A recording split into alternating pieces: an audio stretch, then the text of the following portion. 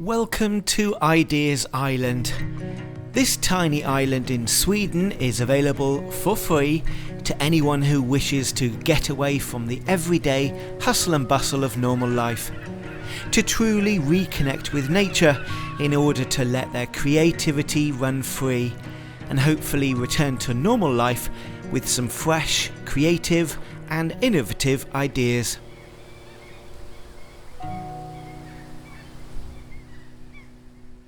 I think what the island provides is a bit of intimacy. We're always in this kind of go, go, go. And the island and its natural rhythms forces you to move in a different way that can be quite beneficial in opening up spaces.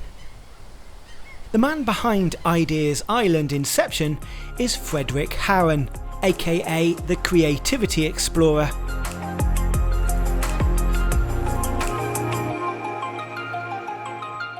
Currently living on another nearby island, Swan Island.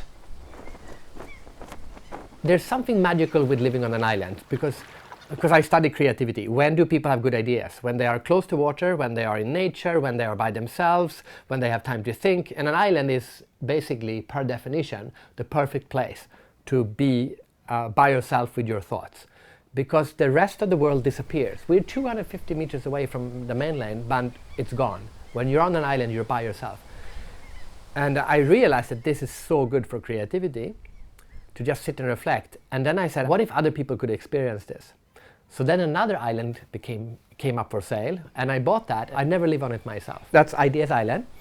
And people they go to ideasisland.com and they can apply to stay 1 week on this island to work on a creative project. So it could be a filmmaker or someone writing a book or a pottery, I don't care, it could be whatever. It's all kinds of people. We had someone working with the children of sex workers in the slums of Mumbai. A wonderful project of getting people out of the slums and into school, universities. And of course they don't have to pay anything, they can just come for free. Fredrik has made Ideas Island completely energy sufficient using solar panels and thinks this all helps visitors feel like they are separated from the normal world, while still benefiting from everyday essentials we all take for granted. It was connected to the mainland. I didn't like the idea of an island connect. It's kind of like a boat that is anchored to the bottom of the sea. A boat should not be anchored, and an island should not have a cable. So I said, let's cut the cable. So now we're 100% solar, and it just feels more like a proper island. Me personally would have just said it's a normal house, but Karen is Norwegian and she's used to cabins. So she came with a different mindset. She was like, I don't think there'll be a shower. And I'm like, what? And she was like, Paulina, like, these can be quite basic. And I'm like, no. And she's like, yes, be prepared for that. So she was prepared for something quite rustic. Yes, I was prepared for something quite, well, all those things I didn't have to think about. And we're somewhere in between. Fredrik and now his family have been living on Swan Island during the summer months for over 20 years. And during the pandemic lockdown, came up with a bold plan to stay on the island with his family during the winter as well. There have been swans on this island every year except once since I bought it, and I bought it in 1999. So there were some old houses here, they are still here, and then we have built a brand new house, which is the one we're in right now, which is modern. We've been here every summer for usually like 2 months. And then last year we said, you know, I was tired of wearing a mask. So we stayed 6 months on the island. It's kind of self-isolated on an island. And we just loved it so much. And now the plan is to live here full time, which is going to be a big, big challenge when the winter comes. But we're going to see how long we can manage.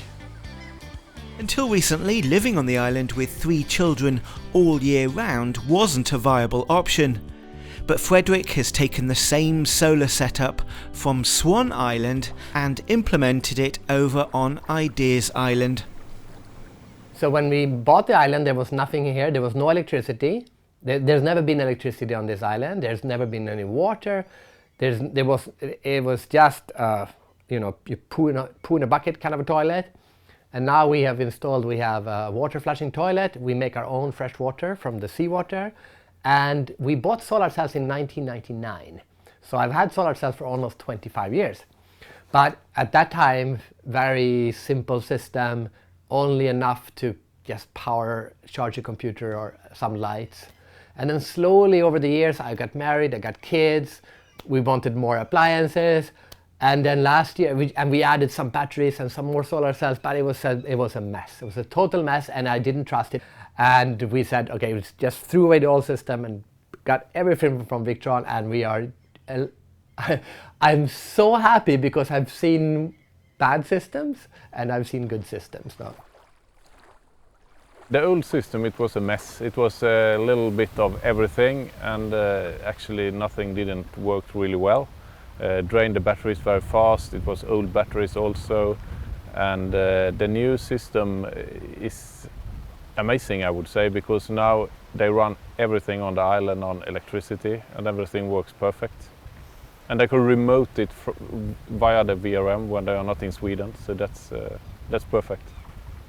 You got a completely off-grid system with multiplus, a couple of LED carbon batteries. You got the Turbo GX, the GX LTE, and a lot of solar panels. I grow my own electricity. That's how I look at it. If you buy a carrot in the shop and you eat it, it's just, I don't know, it's just food.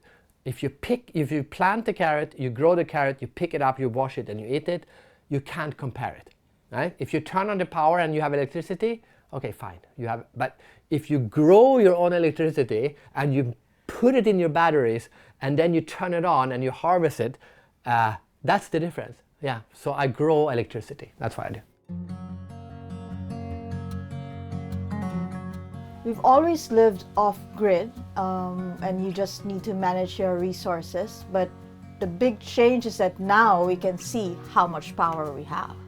So we have bought, just since we installed Victron a couple of months ago, we have now bought a robot vacuum cleaner, another vacuum cleaner, the Google machines. This is our most precious thing, the dishwasher. Dishwasher, oh my God, dishwasher. a bigger fridge with a bigger freezer. The air fryer, the rice cooker, and the microwave. And more lights and automatic lights. Oh, a kettle, a water heat kettle. So we have now done meals where we haven't used any gas. We do the chicken in the air fryer, the rice in the air cooker, the sauce we will do on the induction stove, and we heat the coffee on the electric kettle. And when lunch is done, I check my batteries and it's 100% again. It's amazing.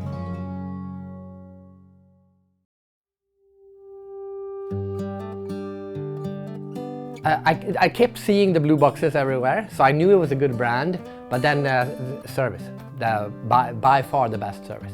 And I maybe because in Sweden now everyone is looking at solar, so suddenly I know they're overwhelmed. That might not be, but that's not an excuse. I would contact companies, they wouldn't come back, I wouldn't get a quote, they wouldn't give me information. It's been amazing customer service. That's what I'm most impressed by, actually. I feel very proud. I feel very proud of working for Victron Energy, actually, with these amazing products. I'm proud about making people live their dreams on remote sites like this island. We are fixing the water for them. The kids have their entertainment, lights, whatever, everything, cooking, everything works very, very fine. The big challenge for us now is we built a very solid summer house system, but we are now thinking that maybe we can actually live here all year round, and that is a totally different challenge, to be self-sufficient on power in Sweden 365 days a year. But we think we might have a solution, but it's a little bit too early to talk about it. We have a long list of challenges, but we might live on the island throughout the winter this year. If you want to create your own off-grid power system, take a look at the off-grid page on the Victron Energy website, where there are lots of different examples and further information.